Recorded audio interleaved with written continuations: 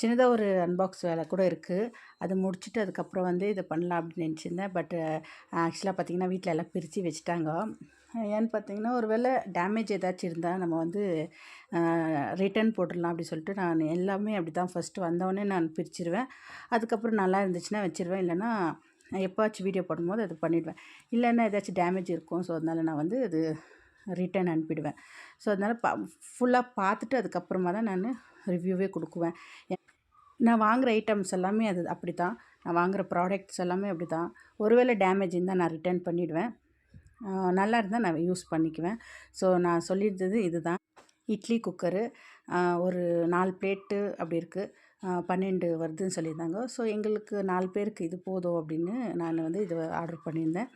நான் ரொம்ப நாளாகவே ஆட் லிஸ்ட்டில் போட்டு வச்சுருந்தேன். இது பார்த்திங்கன்னா உடனே வர மாதிரி இருக்குது. அந்தமாரி அதாவது 10 மினிட்ஸு 20 15 மினிட்ஸ்லலாம் வரும்ல. ஸோ அந்தமாரி இதில் தான் இருக்குது. குவாலிட்டி வந்து பார்த்திங்கன்னா ரொம்ப ஒரு இதுவாக இல்லை. கொஞ்சம் சிம்பிளாக மீடியமாகவே இருக்குது.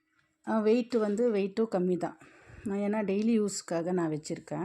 அலுமினியம் யூஸ் பண்ணக்கூடாது. இனிமேல் அலுமினியம் கொஞ்சம் கம்மி பண்ணலாம் அப்படி சொல்லிட்டு. ஸோ நான் வந்து ஸ்டீலில் தான் ஆர்டர் போட்டிருந்தேன். வந்து பெருசு இருக்குது இல்லையா, அது ரொம்ப பெருசு அலுமினியம். அப்புறம் வந்து ரொம்ப யூஸ் பண்ணிட்டேன். ரொம்ப பழசாவும் ஆயிடுச்சு. பட் எந்த டேமேஜும் இல்லை, நல்லா தான் இருக்குது. சரி அது வேணாம், இது நல்லாயிருக்கும், யூஸ் பண்ணுறதுக்கு நல்லாயிருக்கும்னு சொல்லிட்டு சிம்பிளாக டெய்லி டிஃபன் பண்ணுறதுக்காக ஸோ இது வாங்கியிருந்தேன். ஓகே ஃப்ரெண்ட்ஸ், உங்களுக்கு இந்த லிங்க் வேணும்னா லிங்க்கில் கொடுத்துருக்கேன்.